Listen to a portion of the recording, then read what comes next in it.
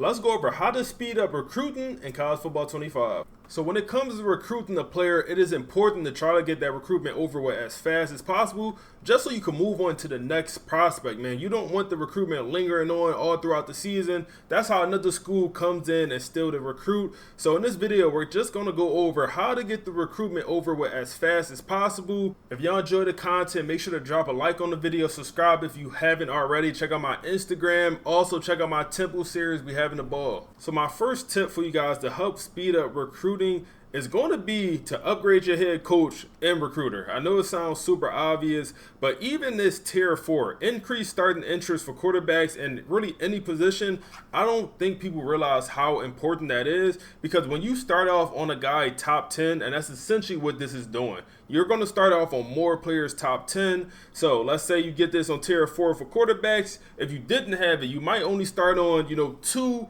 4-star quarterbacks top 10. You get this, you might start on 4. It might double. I don't have the math, what percentage it increase, but let's just say it does double. Well, that allows you to recruit more players, and then also when you start off on that top 10, you're able to get that recruitment over a lot faster. You don't have to come in all the way from behind. If you're already on that list, that will help you tremendously. And then also even this tier 2 boost where recruiting actions give a bonus. So you're gaining influence more each week, and all of these are pretty useful. The tier 3 also where you're putting in more hours. If you're able to put in 65, and if you're able to put in the 80, I know a lot of people don't know about the 80, but if you're able to put in the 80 hours on a player, then you would never lose a recruitment putting in 80 hours. I want to make sure I say this. The only reason we have Georgia right now, this is my save file where I have a coach that's fully upgraded. So I can use the coach points wherever I want. As y'all see, we maxed out just the regular recruiter. So that's the only reason we Georgia right now, because this is the only save file I got that. So we come in here to the 5-star prospect list. And you see here, they have an insane amount of 5-stars just already interested in the program. No other program other than, the Alabamas and, the Clemsons, whatever. The other big programs are going to have these many 5-stars interested. Even if you build your school up to be a 5-star, you won't get to this point, unfortunately, in this game. But what this tells me, all of the pipelines, if a 5-tier pipeline, especially a recruitment like this where you're already number 1, you have the 5-tier pipeline, this is a recruitment that could potentially end week 4, week 5. You could get this recruitment over with as soon as possible. The 5-stars tend to take a little bit longer to, I'll say, just to get that recruitment to be over with compared to the 4-stars. You get the 4-stars to commit week 3, week 4. The 5-stars usually take a little bit longer on average, but just seeing the pipeline, I know I can get this recruitment over with as soon as possible. And then you scrolling down, you see this guy, you're in 5th place. You have no pipeline boost. If I want to, get this recruitment over as soon as possible, I know I got to schedule a visit early. And it's going to be a question mark. I'm not sure if I'm able to get this recruitment. I'm hopeful, but we have no pipeline boost. We're already in 5th place, so we're going to have to come from behind, and, the odds are not in our favor. Luckily, we're at Georgia, so our hard sell is going to be phenomenal no matter what it is. So, just one thing to keep in mind, and let's actually add a few of these guys to the board. I'm going to show y'all. So what I did here is I added 4 of the 5-stars that already has as number 1, and then we also have this great 5-tier pipeline boost. And I also added 4 more of the 5-stars down here that we're still in our top 10, but we have no pipeline boost. We're going to put in the same amount of hours for all of these guys. We're not going to schedule a visit, and y'all going to be able to see how, these top guys, their recruitment is so much sped up compared to these guys down here. And I also want to note, if you want to pursue one of these guys down here that's, not on your top 10 at all, you will not be able to get their commitment quick. When I say quick, week 4, week 5, week 6, you're going to have to take it out maybe week 7, week 8, somewhere in that ballpark. If you put them on a visit early, that's the only way. But you're going to have to convince them to, to even put you in their top 10. So you're going to have to put in the 50 hours or whatever for the first week. And you're just going to be coming back in that recruitment the whole time. And I'm not saying that to say you won't win that recruitment. You definitely can. And I'm sure y'all have in this game. But what I'm saying is you have to know that is not going to be a quick recruitment. So that's why when I'm, talking about a small school, 1-star, 2-star programs, that's why I don't suggest going after 5 stars. I suggest going at the 4 stars and then the 3 stars that interest in you. But as a 1-star school, I do not suggest going at the 5 stars, because more times than not, you're wasting time, and then also you're wasting hours. You're not going to get many of those guys when you could actually get 4, 5, 6 4 stars in the time that you spend going after this 1 5-star. So we advanced the next week. We still have about 8 prospects, and we're pitting 75 hours into every single one of these players. We have moved up to first place for a couple of these players because we offered the scholarship.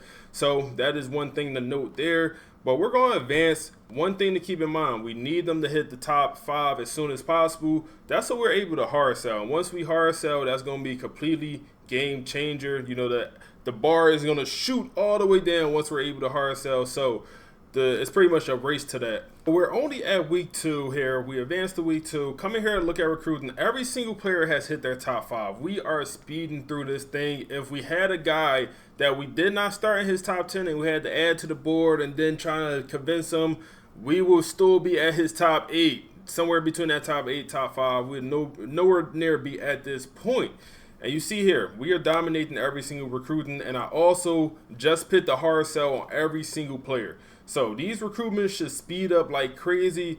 And by week 4, like I said, we're at week 2. By week 4, I think we'll get a few commits. Let's go ahead and advance. So we advanced to week 4, still no commitments. If we come in here and look, damn near everyone is going to be super close. This guy will commit after this week. Another guy, 2 guys, 3 guys.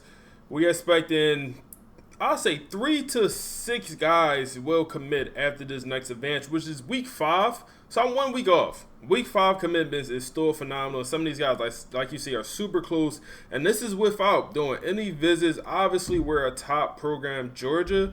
But we're able to speed up this whole commitment, whole recruitment process. And we're able to just to get these commits and move on to the next one. And then I want to show y'all how it looks. We'll reset this. I want to show y'all how it's going to look if we go at the players that, essentially is not interested in us, and how slow that whole process takes. And that's kind of how your guys are able to come, or other schools are able to come in and steal your players, because you're going at the players and technically you're not supposed to. So we're advancing to week 5, and let's count the commitments.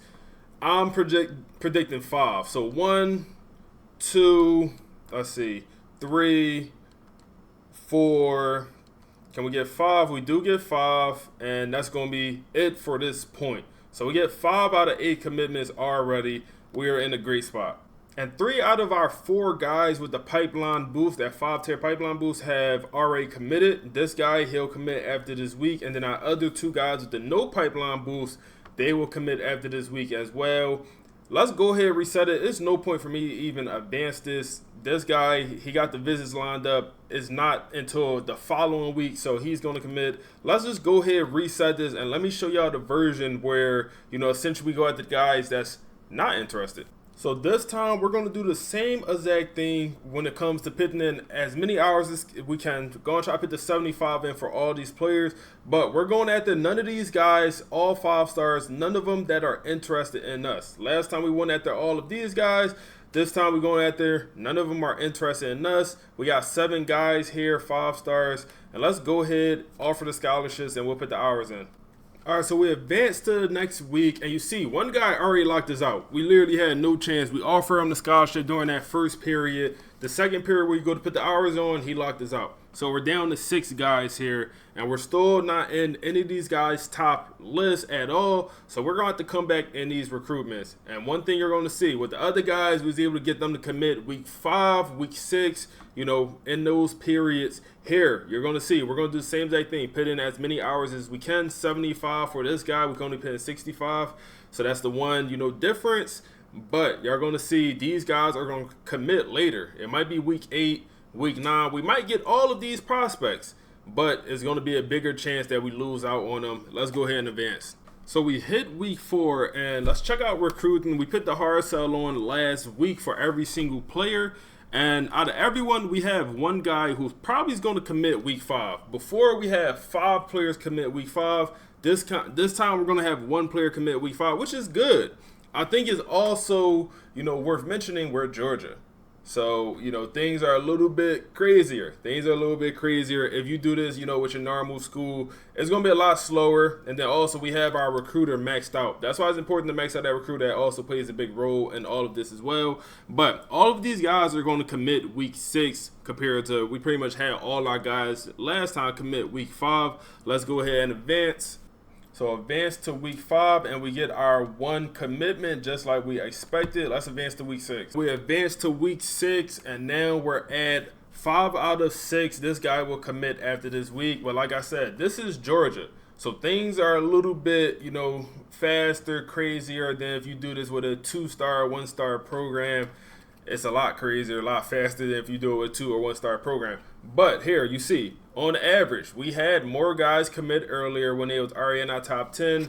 But since we're such a big program, it is a little bit easier to pretty much influence them. And none of these recruitments was close. That's how you know this Georgia is, you know, crazy. Because none of these recruitments was close. We literally dominated every single one of these recruitments. If we wanted to, we could sign literally every single 5-star in this class. Literally, because we're Georgia. And, you know, that's why I think recruiting is a little easy. You know, some people in the comments were saying recruiting's not easy, it's in a good spot. I don't know. If I could sign literally every single 5-star recruit I go after, or every single 5-star recruit that I'm able to even offer in my class, then that's out of pocket. That's a little bit too overpowered, in my opinion. But what do I know, man? If y'all enjoyed the video, make sure I like, comment, subscribe. Y'all comment down below what y'all would like to see next. Click the video on the screen now for my temple rebuild.